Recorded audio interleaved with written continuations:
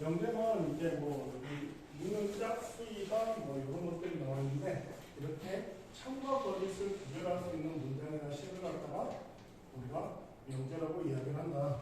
그래서 참 거짓을 명확하게 구별할 수 있는 참과 거짓을 분명히区别할 수 있는 문장이나 식을 명제라고 하는데 우리가 하려고 하는 목적은 결국 이제 참 거짓을 구별하는데 어떤 식으로 구별을 할 것인가. 일반적으로 분명한 것들은 상관이 없어요.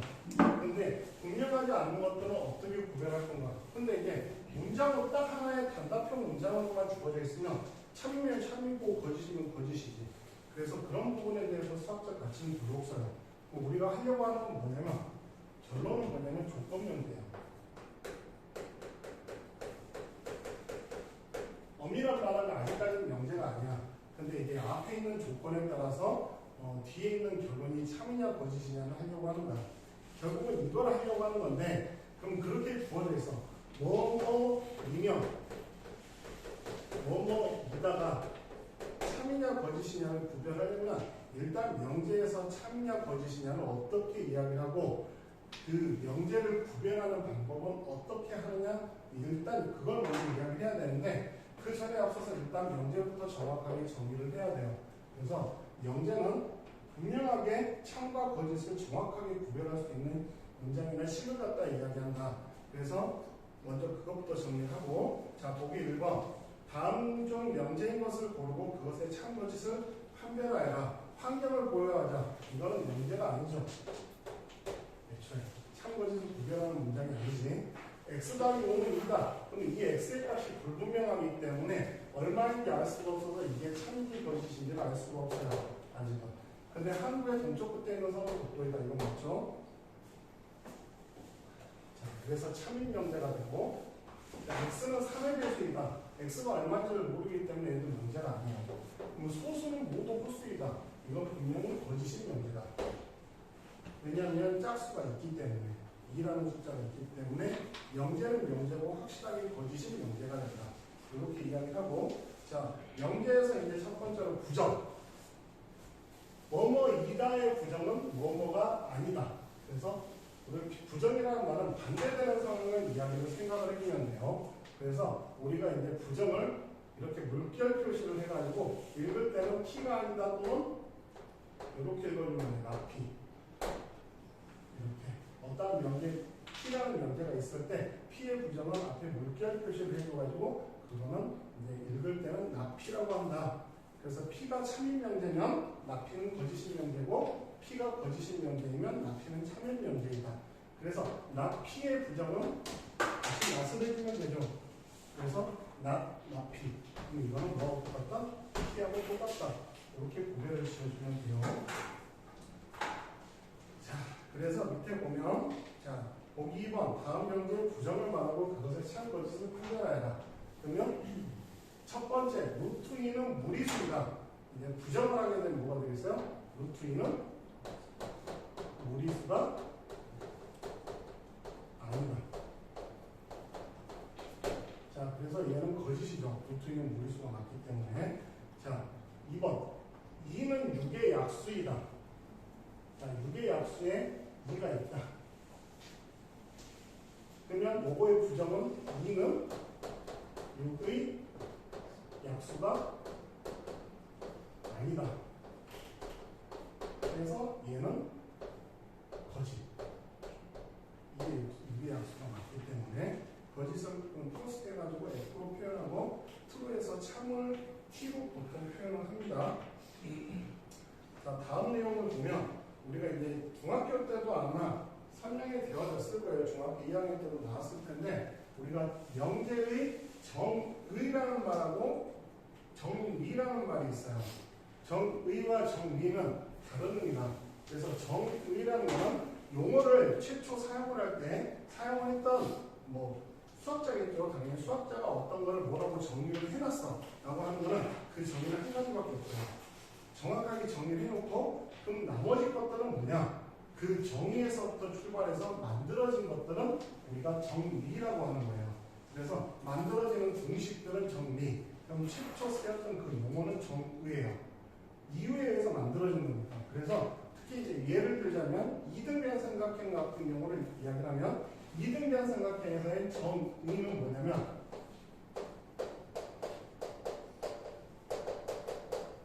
이야기 또 한번 했겠지만 정의는 두 변의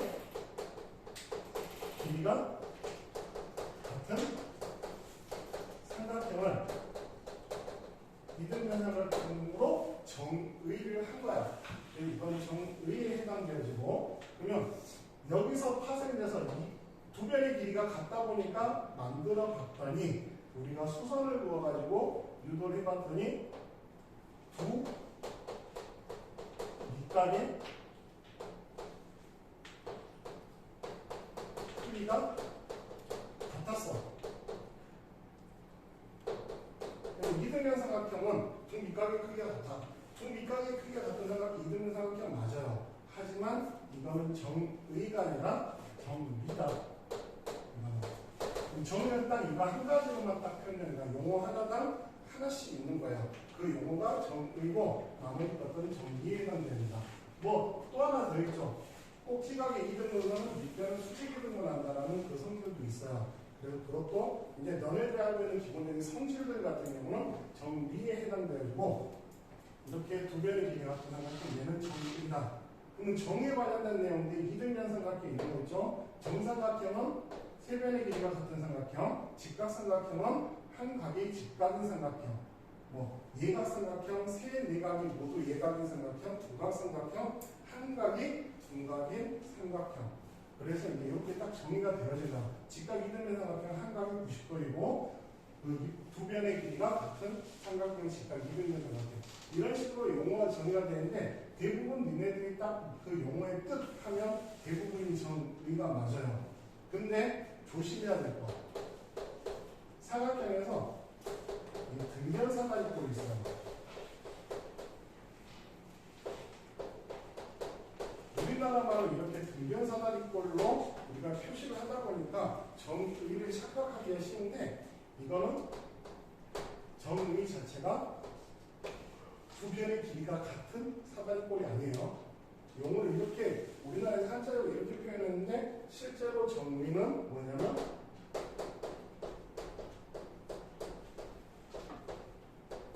대변이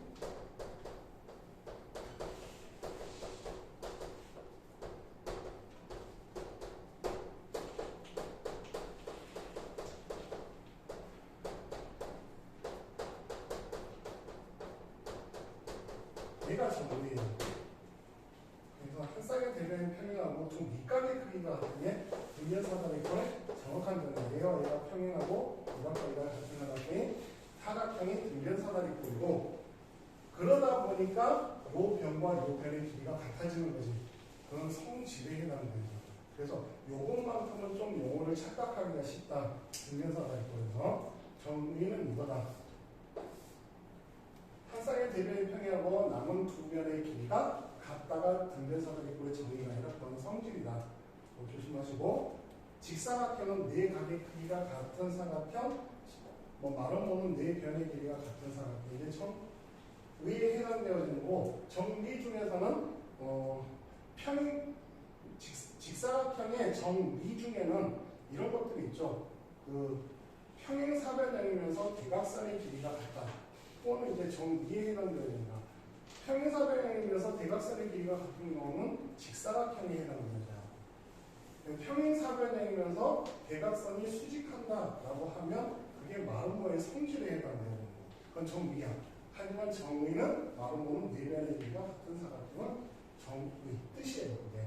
그래서 정의와 정비를 구별하는 거 옛날에는 많이 냈는데 지금 거의 내지는 않아요.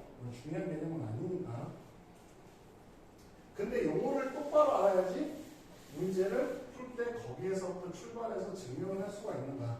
그러니까 우리가 뭐 내신이나 수능에서는 뭐 증명하는 문제들이 거의 출제가 안 되기 때문에 사실상 그렇게 크게 비중을 차지하지 않지만, 나중에 혹시 모르죠. 여러분들이 이제 대학 입시를 준비하다 보면 수비노수를 준비하게 됐을 때는 이 용어의 정의라든가 이런 증명 과정이 굉장히 중요해요. 모든 게 다 증명이기 때문에. 그냥 계산하는 과정으로 다 일일이 적어줘야 돼요. 과정을. 그래서 거기서 이제 조건들을 빼먹으면 당연히 감점이 되는 거고. 그래서 그런 어떠한 증명에 관련된 내용에서는 이 정의가 되게 중요하게 쓰이게는 돼. 하지만 지금은 뭐 그렇게까지 용어가 뭔지 정확하게 일단 알고 있으면 되는 거고, 하나씩 하나씩 배웠을 때 그 뜻 알고 있으면 되죠. 근데 이제 여러분들이 그런 것들 다 무시하고 많이 왔어요. 뭐 예를 들자면 원주율, 뭐 기울기, 막 이런 용어들 있잖아요. 정비례가 무슨 뜻이냐, 반비례가 무슨 뜻이냐, 이런 것들에 대한 것들은 그냥 계산을 할 줄 알아. 근데 이제 그 용어의 뜻을 정확하게 알지 못한 상태에서 오는 거야. 뭐 예를 들면 3x의 제곱 더하기 2와 3y 플러스 1이 정비례하다 라는 말은 무슨 소리야?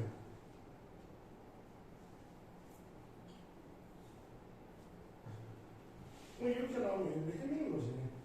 정비례하다라는 말은 b가 일정하다라는 소리야. 그게 정비례의 뜻이에요. 그러니까 뭔 소리냐면 3x 제곱 더하기 2분의 3y 더하기 1이 항상 일정한 값을 갖는다. 그래서 얘는 이차함수를 의미한다. 이런 표현들.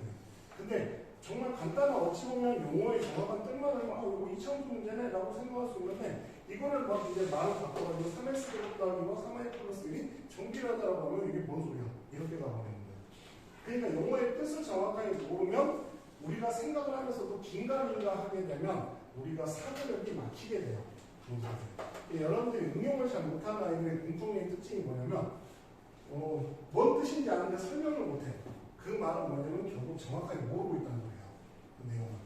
답은 어느 정도 얼추 어떻게든 계산하는데 하나하나의 기본기가 없는 거야. 기울기 계산하라고 했더니 기울기?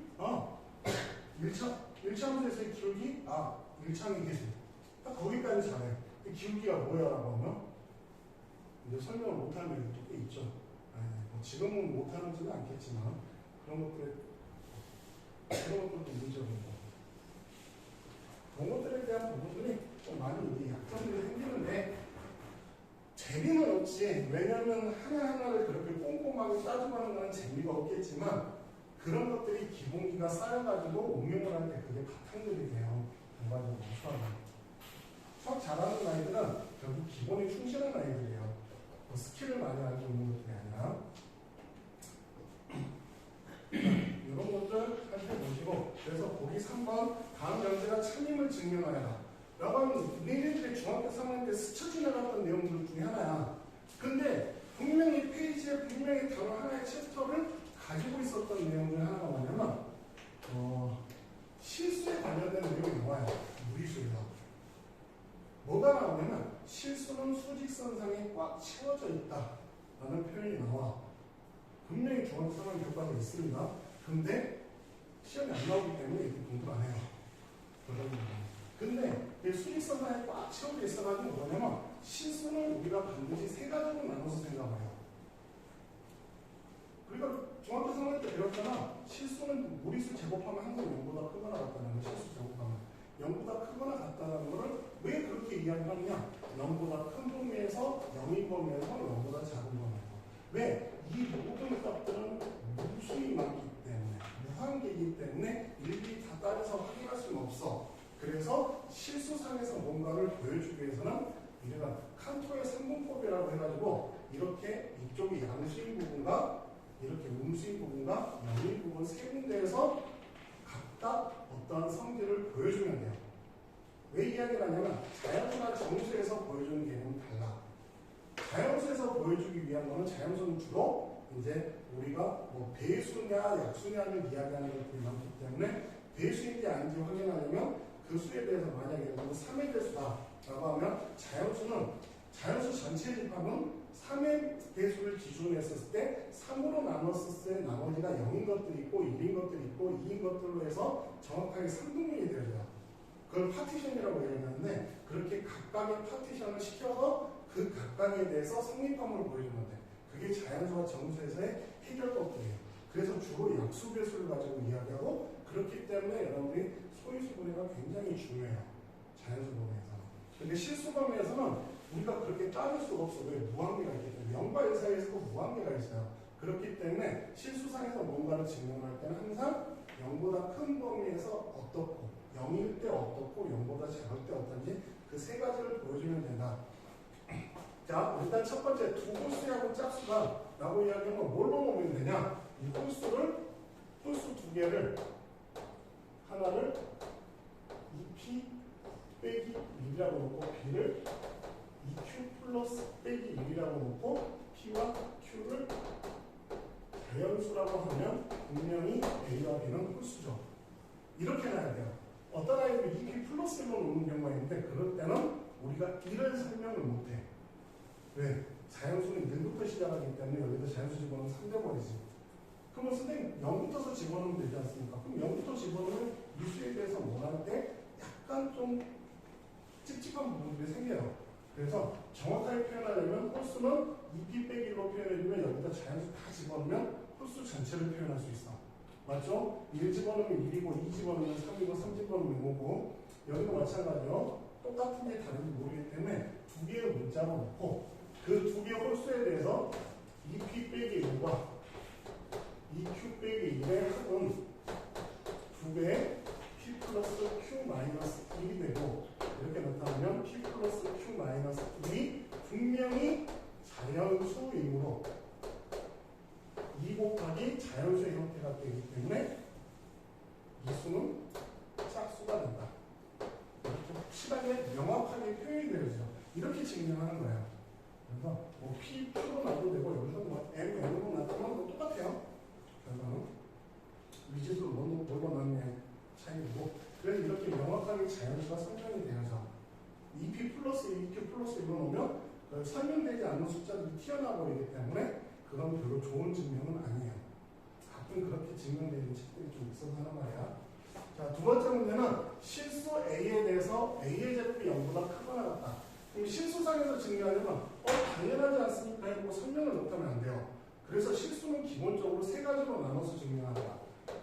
A가 0보다 크면 A의 제곱은 항상 0보다 크므로 성립.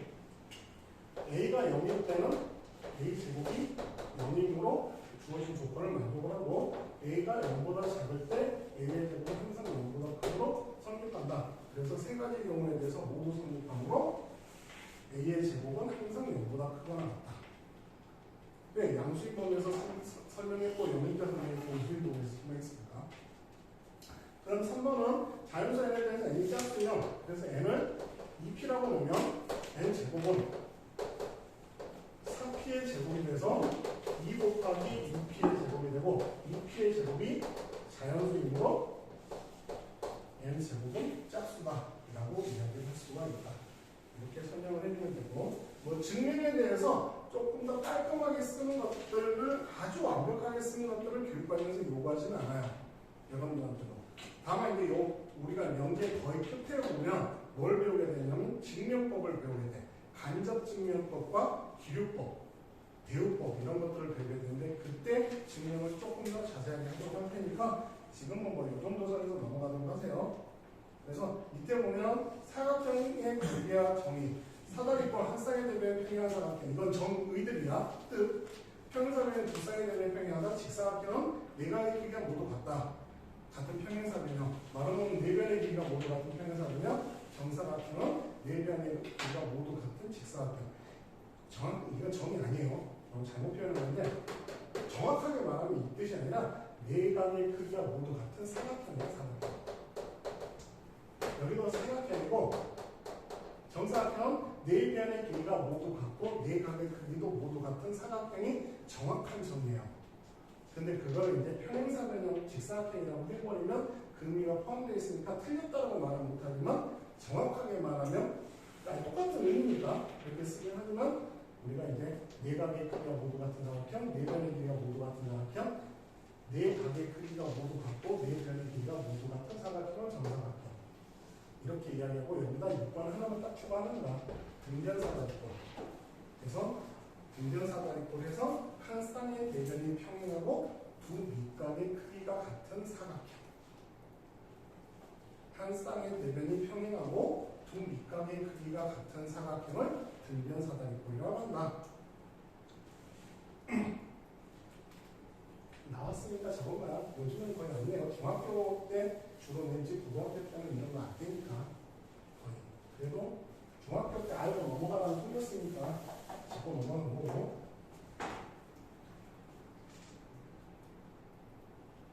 중2 때 경우의 수 배우기 바로 전에 여러분들이 바로 전에 이등분 삼각형하고 증명 배울 때 RHS 합동, RHA 합동 이런 거 배우기 전에 나쁩니다.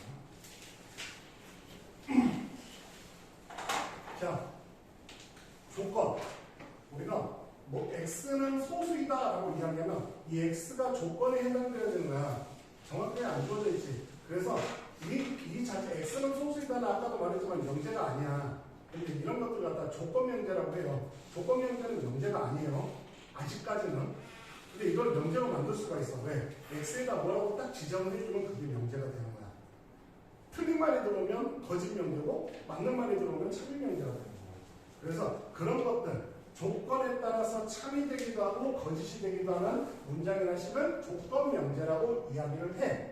그래서 우리가 하려고 하는 건 얘인 거야.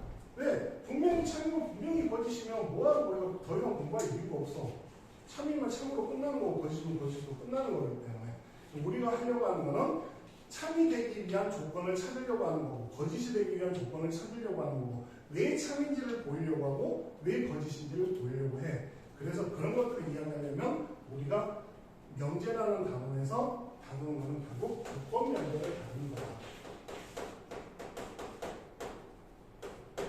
조건 명제의 결국은 이게 논리학으로 발전이 되어지는 거고 여러분들이 전자계산이나 이런 것들 하게 되면 여기 논리 회로들을 배우게 되는데 그것들하고도 연결이 되어지고 법대에서 논리학하고도 연결이 되어져요. 그래서 명제의 차인 거죠. 그러니까 이 법궁이 맞는 말인지 틀린 말인지 이 상황에서 틀린 말인지 맞는 말인지 구별하는 그 논리학은 로스쿨에서 배우게 돼요. 다시. 로스쿨 하는 친구들이 그걸 좀 어려워해. 그래서 로스쿨에 있는 친구들이 가끔이 아니라 한 두세 기간 나한테 논리학 설명해달라고 한 30분 정도 설명해 준 적이 있는데 아무것도 안 해. 정말 심플하게 가야 돼요. 영어는 문제가 안 돼요. 우리나라 말이기 때문에 우리나라 말에는 은유랑 비유 표현들이 많다 보니까 이 범위가 모호한 표현들이 많아요. 근데 영어는 그게 아니야. 그래서 심플하게 가주는 게 좋아요. 이 조건 명제 같은 경우도 우리가 이제 if 대꾸문 영어도 아니고 가정법이죠. if 대꾸문, suppose 대꾸문 이런 것들이 해당이 되는 게 조건 명제고 그러면 앞에 있는 말이 뭐뭐 우리나라 말로 따지면 뭐뭐이냐 뭐뭐이다. 그래서 여기가 가정에 해당되어지고 여기가 결론에 해당되어진다. 그래서 이 결론이 참이냐 거짓이냐를 이야기를 할 때는 이 가정이 정확하면 참이 되는 거고 여기가 성립하지 않으면 거짓이 되는 거지. 그래서 이렇게 나누는 거 뭐뭐이냐 뭐뭐이다 했을 때 이 앞에 나타나는 게 가정, 이 뒤에 나타나는 게 결론이다. 그러니까 이 앞에 나타나는 게 가정, 여기서는 조건이라고 표현하면서 하고 같은 말이에요. 조건. 그러면 근데 우리가 여기서는 그렇게 표현하는데 요놈도 그냥 각각의 조건이라고 하는 거야. 그냥 각각의 조건이라고 하면 우리가 이 명제가 이 조건 명제가 참이 되려면 어떻게 만족을 해야 되고 거짓이면 어떻게 만족을 해야 되냐. 그냥 느낌으로 푸는 게 아니에요. 느낌으로 푸는 게 아니라 분명히 따지는데 뭘 가지고 따지냐면 우리가 이제 집합 가지고 따지게 돼요. 그래서 결국 집합과 명제는 거의 같은 내용입니다. 여기에 해당되는 가정에 나타나는 어떠한 명제들이 있을 거고 조건들이 있을 거고 여기도 조건들이 있으면 우리가 보통 이런 명제들은 소문자로 치환을 해서 표현을 해. 근데 소문자로 표현하는데 그러면 이것들에 대해서 이 P를 만족하는 것들을 다 모아놓은 집합을 찾아. 그래서 P를 만족하는 집합들을 모아놓은 거를 라지 P로 표현을 해서 이걸 갖다가 뭐라고 이야기하냐면 이것들 라지 Q로 표현해서 이거를 진리 집합이라고 해요. 이 조건을 참이되게 하는 것들을 다 모아놓은 것들. 이 조건에 대한 원소를 다 모아놓은 것들을 진리 집합이라고 해서 명제가 참인 거와 거짓인 거를 보일 때는 이 진리 집합 간의 포함관계를 통해서 보이게 된다. 증명을 할 때도 마찬가지예요. 앞에 성립하는 모든 것들이 뒤에도 다 성립하면 참이 되는 거고 앞에서 성립하는 어떠한 것들 중에 일부가 뒤에 있는 것들 중에 성립하지 않는 경우가 있으면 그것은 거짓이 된다. 그래서 포함관계를 통해서 우리가 참거짓을 따지게 된다. 그래서 조건명제는 가장 핵심의 이 단원의 뿌리는 이거예요. 참거짓은 진리 집합의 포함관계로 확인한다. 그래서 이게 우리가 이 단어를 배우는 목적이야. 타이틀이에요, 이 타이틀. 그럼 포함되면 참이고 포함되지 않으면 거짓이야. 그럼 못 찾겠어. 포함될 것과는 조건 찾으시오. 이런 것들이 나오는 것이. 우리 이 단어 사용하는 게 그거예요. 거기서 이제 다른 뭐 부등식이라든가 영역이라든가 뭐 다른 것들이 이제 조인이 돼서 이야기를 하는 거고, 결국 우리가 학습하려고 하는 건 이런 거야. 아, 명제의 참거짓, 특히 조건명제의 참거짓을 뭐 가지고 이야기하느냐. 그래서 우리가 집합으로 설명하려고 하다 보니까 각각의 조건을 만족하는 것들을 모아놓은 것들을 하나 놓고 용어로 표현을 해서 진리집합이라고 이야기를 해서 진리집합의 포함관계로 포함이 되면 참, 포함이 되지 않는 거짓으로 진리집합을 참거짓을 구별한다. 조건명제를. 그렇게 여러분들이 이해를 해주면 돼요. 그래서 우리가 이제 진리집합에 관련된 내용을 먼저 하게 될 거야. 거기 4번을 보면 일단 그럼 진리집합 이야기하려면 조건을 구별해야 될 거 아니야. 3이 하나의 명제인 거고 유리수가 하나의 명제인 거예요. 그래서 3은 유리수이다. 맞지? 유리수 중에 3이 포함되어 있잖아. 여기는 3인 집합이고 그래서 여기 유리수인 집합. 그럼 여기 포함되어 있죠. 3은 유리수 안에 들어가 있기 때문에 그래서 참이다라고 하는 거야. 이렇게 명제에서 참이다라고 할 때는 x는 홀수이다. x가 뭔지 모르기 때문에 아직 모르죠. 그래서 여기가 요거는 명제가 아니야. 근데 x에 따라서 참이 되기도 하고 거짓이 되기도 하니까 이 식에서는 x가 이 조건에 해당되어야 될 거고, 여기도 x가 조건에 해당되어야 될 거고, 여기는 조건이 1이라고 분명히 명시가 되어 있죠. 그러면 이 1이라는 놈을 이 뒤에 있는 식을 만족을 시키고 있잖아. 그래서 얘는 참인 명제라고 이야기를 하는 것이. 그래서 5번에 방금 설명했던 진리집합에 관련된 내용, 조건을 참인 명제로 만들어주는, 그러니까 PX를 성립하게 하는 모든 것들을 다 모아놓은 것을 PX의 진리집합이라고 해서 우리가 명제는 소문자로 표현하고 진리집합은 대문자로 표현을 한다. 그래서 거기 5번을 보면 전체 집합에 대하여 다음 조건의 진리집합을 구하라는데 1번 PX, X는 4의 약수. 그러면 X는 4의 약수면 진리집합은 1, 2, 4. 4의 약수를 만족하는 것들을 다 찾아주면 돼요. 그러면 QX는 X 플러스 1이 4보다 크다 했으니까 3과 4와 5가 여기에 해당되는 진리집합인 거야. 이렇게 찾아주면 된다. 알겠죠? 보기 6번 짝수인 소수다 라고 하면 뭐밖에 없어요? 실수했던 2밖에 없지. 그래서 1번의 진리집합은 2가 되고, 두 번째 문제는 이게 x의 제곱 빼기 3x 빼기 4니까 마이너스 1과 마이너스 4와 마이너스 1과 4 이렇게 두 개가 있지. 진리집합 이렇게 찾아주면 되고 2차 방식 해서 써보면 되지. 아까 조건의 부정 나올 거 아니야? 그래서 조건의 부정을 나피라고 하면 진리집합은 어떻게 표현하겠어? P의 여집합. 부정은 여집합의 집합으로 따지면. 근데 우리가 이제 이렇게 이야기하면 되고, 밑에 보기 7번을 보면 전체 집합에서 정의된 조건 P가 P는 X는 3의 배수이다. 그러면 이 전체 집합에서 3의 배수인 것들을 찾아주면 진리집합은 뭐가 되겠어? 3, 6, 9가 되겠지. 조건 P의 부정 나피를 구해라. 그러면 나피는 X는 3의 배수가 아니다. 그래서 나피는 결국 P의 여집합을 찾아주면 되니까 1, 2, 4, 5, 7, 8. 그렇죠? 이렇게 진리집합 찾아주면 됩니다. 이렇게 해결해주면 돼요. 자, 7번 내용을 보면, 그래서 우리가 선생님이 합집합 이야기할 때 이런 표현을 썼을 거야. 합집합의 정의 해가지고 x가 x는 A 합집합 B를 정의할 때 x바 x는 A or 또는 x는 B. 그럼 고등학교 때는 또는 한글로 쓰잖아. 근데 이게 편의상 그냥 or라고 써요. 그냥 알아들으세요. 그러면 합집합은 내가 O 또는으로 기억하라고 했을까? 왜냐하면 명제에서 O가 진리집합에서는 합집합이에요. A 교집합 B는 뭐로 기억하라고 했냐면 X가 X는 A and X는 B라고 이야기했습니다. 그러면 명제에서 A 그리고 B가 나타나게 되면 진리집합으로는 교집합으로 표현해요. 아까 선생님 이야기했죠. 논리 회로에서 이걸 쓴다고. 논리 회로에서 실제로 이게 이제 기호로 우리 이것도 공인된 기호예요. 명제 논리학에서 기호인데 우리가 5를 기호로 이렇게 표현해요. 그러니까 이게 합집합이 이렇게 표현되어 있으면 그 명제에서는 이렇게 표현하고 교집합이 이렇게 표현되어 있잖아. 논리의 and는 이렇게 표현해요.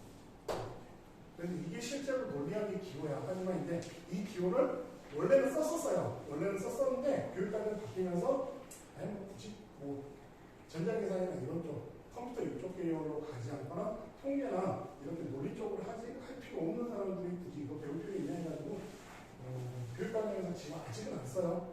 근데 대학교 때 아마 너네들이 자격증 따고 뭐 이제 컴퓨터 프로그램 자격증 따려고 하면 이런 거 다 해야 될 거야 나중에. 그러니까 or를 이렇게, and를 이렇게, no를 이렇게, nand를 이렇게 표현해요. 근데 no, nand는 지금 뭐 여러분들 알 필요 없고. 그래서 합집합, 그래서 이제 기호가 이게 연결이 되어 있어요. 명제에서는 소문자로 쓰고 뾰족하게 그리고 그 집합을 지리집합으로 이야기할 때는 대문자로 쓰면서 우리가 집합 기호로 표현을 해주는 뿐이고 합집합, 그래서 연결을 시켜. 합집합은 or, 교집합은 and. 그러면 드모르간 법칙이 뭐겠어? 드모르간 법칙이 이거지. A 합집합 B를 여집합으로 하면 A의 여집합, 교집합, B의 여집합이겠지. 명제로 따지면 A 또는 B가 아니다. 라는 말은 무슨 소리겠어? A가 아니고 B가 아니다. 이것도 명제에서의 드모르간 법칙이에요. 그래서 A 또는 B가 아니라면 A도 아니고 B가 아니어야 되지. 그래서 A가 아니고 A이고 B가 아니다. 그러니까 A and B가 B의 부정을 not A, not B, and는 O로 바뀌게 된다. 부정을 하게 되면 O는 and는 O 이렇게 합집합은 교집합, 교집합은 합집합으로 우리가 드모르간 법칙에 바뀌었지. 이것처럼 똑같이 이렇게 바뀌게 돼요. 자, 이렇게 여러분 확인하시고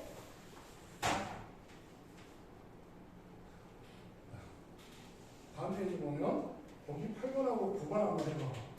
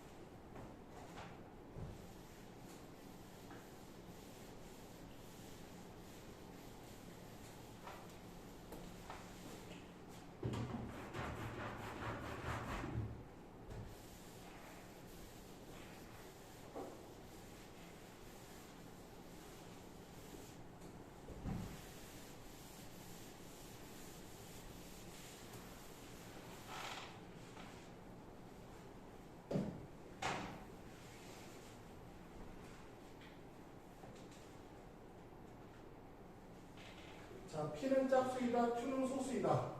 P는 짝수는 2, 4, 6, 8, 10. Q는 소수이다, 2, 3, 5, 7. 얘가 진리집합 P와 진리집합 Q. 집합은 대문자로 쓰세요. 그래서 P 또는 Q의 진리집합은 이 두 개를 합집합하고 보니까 P 합집합 Q를 찾아주면 되고, 그러면 2, 3, 4, 5, 6, 7, 8, 10이 되고, P 교집합 Q하면 이게 하나만 나타나죠. 그래서 P 합집합 Q가 P 또는 Q의 진리집합, P 그리고 Q가 P 교집합 Q의 진리집합을 이야기를 한다. 자, 보기 9번은 자, 부정에서 부동어 조금 혹시 정확하게 모르시는 분들은 기억하세요. x는 1 또는 x는 3이다. x는 1도 아니고 x는 3도 아니다 이 뜻이에요. 여기는 x는 2가 아니거나 x는 4가 아니다. 그리고 요거 니네들이 읽을 때 이렇게 있잖아. 3보다 크고 5보다 작거나 같다잖아. 그래서 부정을 하면 3보다 크다의 반대말은 작다가 아니야. 작거나 같다요. 3보다 작거나 같다 또는 5보다 크다. 이렇게. 얘는 마이너스 5보다 크거나 같고 5보다 작거나 같다. 이렇게. 연결해서 쓰는 거는 공통된 부분을 이야기하는가. 3보다 5, 마이너스 5보다 크면서 5보다 작은 부분을 겹쳐진 부분만 이야기한 거지. 그래서 이렇게 표현되는 거는 엔드가 생략되어 있는 거예요. 그래서 8번 이런 조건 명제에서 우리가 앞에 나타나는 걸 가정, 뒤에 나타나는 걸 결론이라고 이야기하는데 이 가정과 결론 사이의 관계에서 P면 Q이다가 참인 거는 P가 성립하는 모든 것들이 Q도 성립한다는 뜻이기 때문에 진리집합 P가 진리집합 Q의 부분집합이 될 때 성립하는 거다. 그래서 진리집합의 후반관계에 가지고 이 조건 명제의 참 거짓을 구별한다. 그러면 성립하지 않는다, 거짓이다라는 것은 P, Q의 부분집합이 아니다. 얘를 갖다가 이야기를 하는다. 알겠죠? 하나라도 성립하지 않으면 안 돼요. 그래서 그렇게 구별을 해주면 되고, 자, 10번 한번 해봐봐.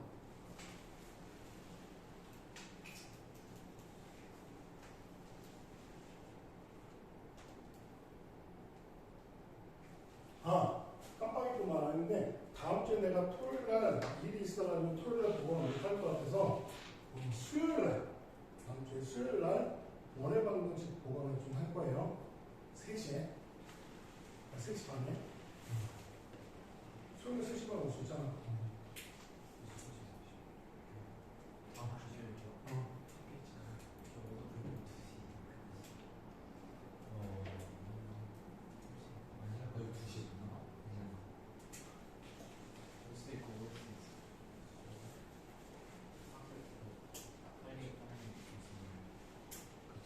다음 주만 원문 보강할 때 3시 30분에 할 거고, 그 다음 주부터 토요일 할 건데, 격주로 이제 하나는 원, 하나는 함수, 이렇게 이제 격주로 돌아가면서 좀 보강을 했다가, 그래서 함수 보는 학교도 있고, 그래서 원고 같은 경우는 좀 원도 좀 급하긴 하니까, 그래서 원고 일이 일찍 끝나니까 수요일날 좀 그날 좀 합시다. 토요일날 선생님이 좀 학원 연합회 행사가 있어가지고 거기 가야 될 것 같아서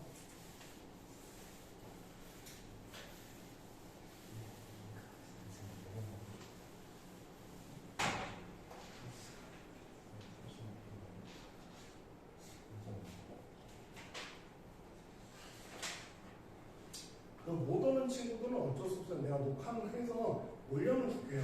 근데 이거를 못 오는 학생들 지금 얘들은 다 일정을 100%다 맞추기가 어려워. 그렇잖아. 내가 토요일날 보강한다 해도 토요일날 또 안 되는 애들 분명히 한두 명 있을 거예요. 그럼 그것까지는 어쩔 수 없는 것 같아. 그렇다고 보강 안 할 수는 없고. 오늘 같은 경우는 특히나 얘네들이 어려워하는 파티이기도 하기 때문에 조금 보강을 한 2번 정도 보강을 해서 좀 다시 한번 복습을 하는 쪽으로 이렇게 진행을 할 거니까 다음 주 수요일이나 다음 주만 좀 연락 좀 할게요. 그리고 그 다음 주 토요일 날은 이제 함수 선생님은 지금 시험 대비 전까지 명제까지만 할 거예요. 근데 명제 다음이 함수인데 함수를 시험 보는 학교들이 몇 군데 있어요. 그래서 몇 군데 학교들 같은 경우는 뭐 진광이라든가 원료 같은 진광 상지 같은 경우는 함수를 다 그래서 함수 부분은 따로 수업을 진행을 하는데 전체적으로 다 같이 갈 때는 원고 애들이 어차피 직관까지만 보는데 명제도 부담스러운데 함수까지 공부하는 거는 조금 많이 부담스러울 것 같아서 어차피 기말고사 끝나고 함수부터 다시 나가는 거니까 명제까지는 그래도 여러분들 확실하게 해줘야 돼요. 시험범위 많이 되거든요. 안 그러면 기말고사 대비가 안 돼요. 기말고사 양이 어마어마하게 많아져 버리기 때문에 그래서 명제가 시험범위 아니라고 느슨하게 공부하면 안 된다. 제발 이거 부탁이에요. 여러분들. 시험 안 본다고 해서 느슨하게 하면 안 돼요. 어차피 집합이 명제이기 때문에 내용이 비슷비슷하고 자 다음 문제 참거짓을 판별하여라. x가 마이너스 2이면 x제곱은 4이다. 마이너스 2를 집어넣으면 실제로 성립하기 때문에 마이너스 여기는 성립하는 값이 마이너스 2 여기는 마이너스 2에서 부분집합 되지. 정사각형들은 다 나로모에 들어가 있죠. 그래서 맞아요. 정삼각형도 다 이등변 삼각형이 들어가 있어. 왜? 정삼각형들은 다 두 변의 길이가 같기 때문에. x 더하기 y가 짝수이면 x 또는 y가 짝수인가? 성립하지 않는 경우가 있지. 둘 다 홀수인 경우 더하면 짝수지만 둘 중 저보다 짝수가 되는 건 아니다. 그래서 f. 아무것도 t. 이렇게 이야기를 해주면 된다. 자, 그러다 보니까 이 다음의 핵심 뭐라고 했어요? P가 Q의 부분집합이면 P면 Q에다가 3이 되고 P가 Q의 부분집합이 아니면 P면 Q에다가 거짓이 돼. 그게 이 단원의 핵심이야. 그러면 참임을 보이는 것도 중요하지만 거짓을 찾는 것도 중요해요. 실제로 이 발례, 카운터 이그제플이라고 하는데 이 발례를 찾는 문제가 수능에서 2번 출제가 됐었어요. 그러니까 우리가 이제 2002년까지 고1 과정이 시험에 수능에서 출제가 됐었고 그 뒤로는 고등학교 2학년 과정부터 출제가 됐는데 그때까지는 이게 나왔어요. 나왔을 때 상당히 발례를 중요시하게 여겼다. 그래서 왜냐하면 그것만 딱 성립하지 않는 거 하나만 찾으면 이명제 거짓으로 바로 보여줄 수가 있기 때문에 실제로 맞는지 틀리는지 구별할 때 이 발례를 굉장히 많이 활용을 해요. 하나만 찾아내면 되니까. 근데 성립함을 보일 때는 그 각각에 있는 것들이 다 됨을 보여야 되지만 성립하지 않는 거는 하나만 찾아도 돼요. 그래서 발례로 많이 이야기를 했어요. 그래서 발례를 찾아가지고 그 명제가 거짓이면 그거의 부정은 참이다. 그래서 그런 것들이 나중에 뒤에 명제에서 기류법에 해당이 되어지기도 하고. 자, 아무튼 이 발례가 굉장히 중요한데 발례는 좀 뭐겠어? 얘가 성립하지 않게 하는 원리야. 그러면 P집합이 있고 Q집합이 있는데 부분집합이 되지 않도록 하는 원소들은 여기에 있는 원소들이죠. 여기에 있는 원소들은 Q에 있기 때문에. 맞죠? 그래서 결국 발례는 뭐다? P 차집합 Q다. 그러니까 화살표로 가잖아? 그러면 뭐 P 월 Q는 P 합집합 Q, P and Q는 P 교집합 Q, P 이면 Q의 발례, P 차집합 Q 이렇게 나 PP 교집합 이렇게 이제 연산하고 같이 연결을 시켜서 생각을 하면 돼. 발례는 가정에서 부분을 차집합해버리면 된다. 이걸 꼭 기억하세요. 차집한다. 이걸 딱 잡아놓고 문제를 안 풀면 이렇게 이상하게 이걸 못 풀더라고. 너무 쉬운 건데. 자, 보기 11번 보자.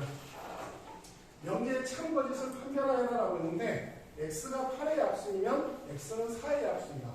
그러면 8의 약수에 있는 모든 원소들이 다 4의 양의 약수에 들어가 있니? 아니지. 왜? 뭐가 없어? 8이 없죠. 그래서 얘는 거짓. 이 집합이 여기에 포함되지 않는 원소가 있기 때문에 그럼 여기는 지비집합이 2야. 여기는 지비집합이 0과 2예요. 그럼 부분집합 되지. 그래서 참. 2보다 크거나 5보다 작거나 같은 원소들은 여기에 싹 들어가 있죠. 부분집합이니까 얘도 참. 이렇게 구별을 해주면 된다. 21번까지 이렇게 해주면 되고 밑에 포커스 한번 읽어봐봐.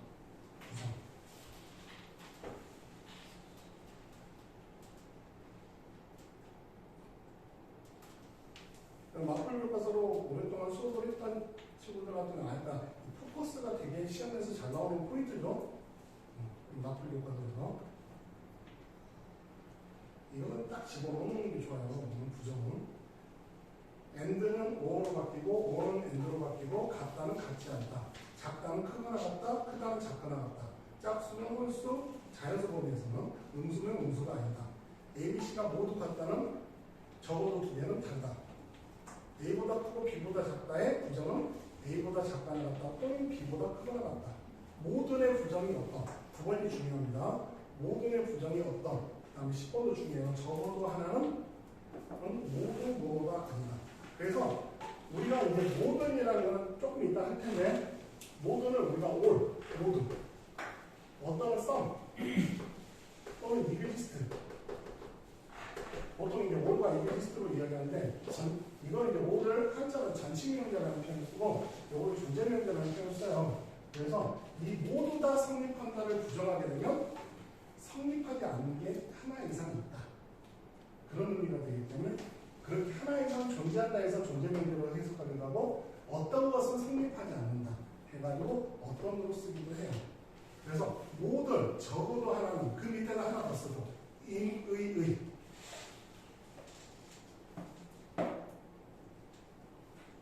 11번에 P의 조건에 임의의, 그 위에 있구나. 의미라고 써주고 우측에다가 뭐를 써주냐면 적당한 뭐뭐에 대하여 존재한다.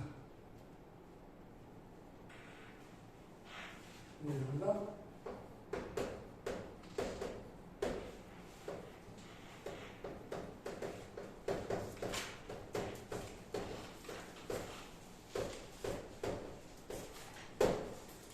이런 식으로 표현합니다. 그래서 all과 같은 말 세 가지, all의 부정, 어떤과 같은 말에 있는 이렇게 세 가지, 이렇게 이야기를 해요.